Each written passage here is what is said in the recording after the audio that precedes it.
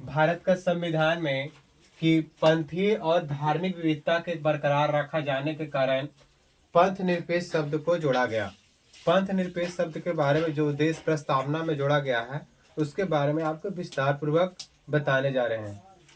इसमें पंथ निरपेक्ष मतलब भारत में पंथ निरपेक्ष शब्द को इसलिए जोड़ा गया ताकि यहाँ पर एक मत हो, एक धर्म हो और एक समान हो, ताकि सभी के लोगों में भाईचारा बनाए रखे। इसलिए पंथ निरपेक्ष शब्द को रखा गया। पंथीय और धार्मिक विविधता को बरकरार रखा गया ताकि इसको अलग नहीं किया गया। 42वां संविधान संशोधन 1976 के द्वारा पंथ निरपेक्ष शब्द को संविधान में के उद्देशिका में शामिल किया गया। कि 42वां संविधान संशोधन 1976 के द्वारा पंथ निरपेक्ष शब्द को संविधान में उद्देशिका में क्या किया गया? शामिल किया गया। आखिर पंथ निरपेक्षता की आवश्यकता क्यों पड़ा? तो पंथ निरपेक्ष के लिए इसलिए आवश्यकता पड़ा कि भारत में विश्व में 8 प्रमुख मत के यहाँ लोग रहते हैं। कितने? 8 प्रमुख। कितने? 8 प्रमुख मत के लोग रहते हैं।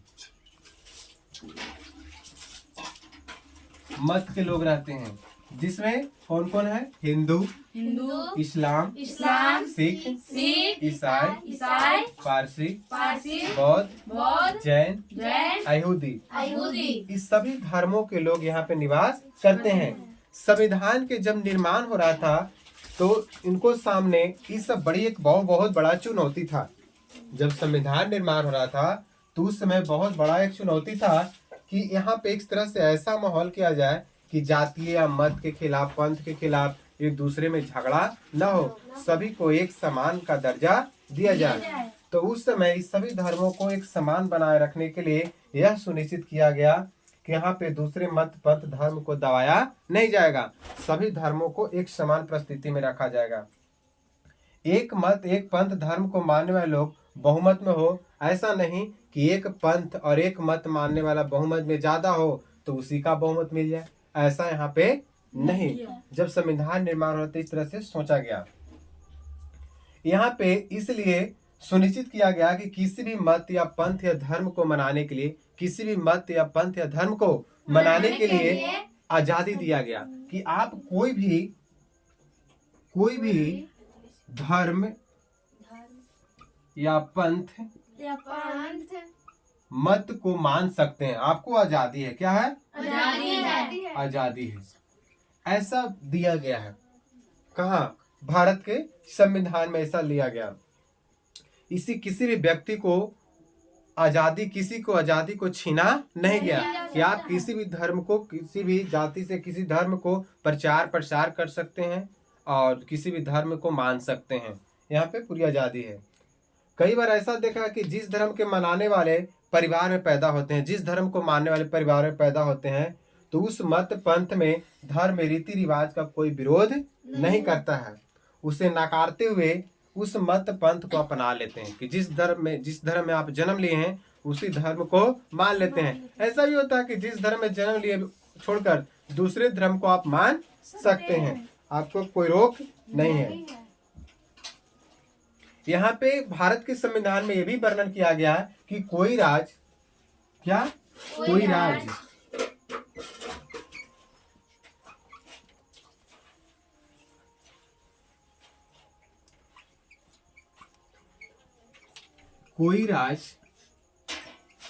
कोई एक मत, पंथ या एक धर्म को महत्व नहीं देंगे, है ना?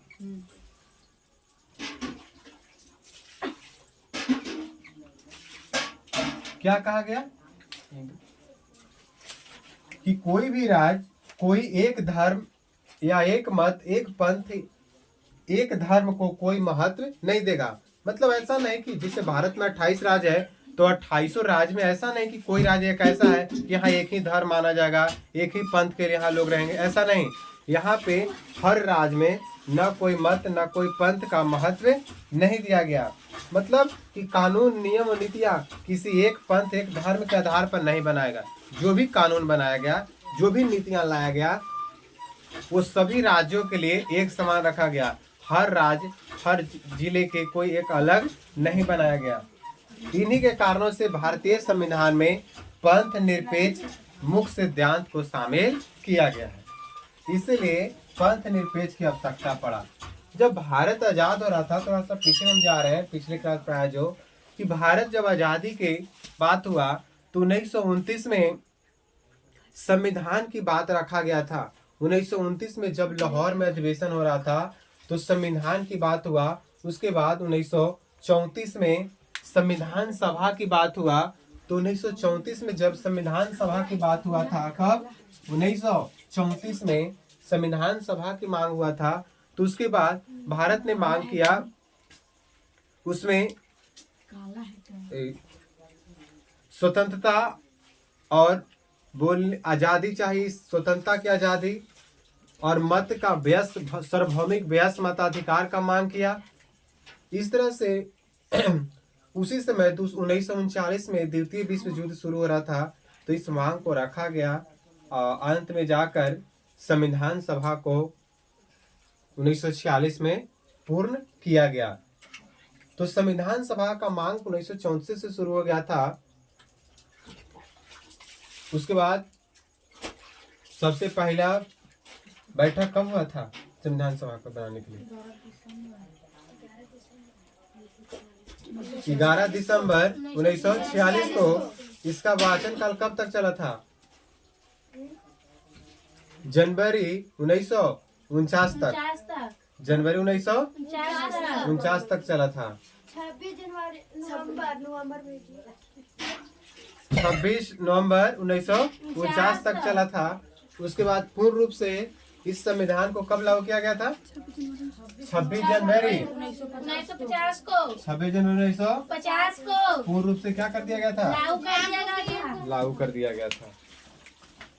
आज पंथ निरपेक्ष का, अगले क्लास में मैं पंथ निरपेक्ष शब्द का अर्थ है बताऊंगा।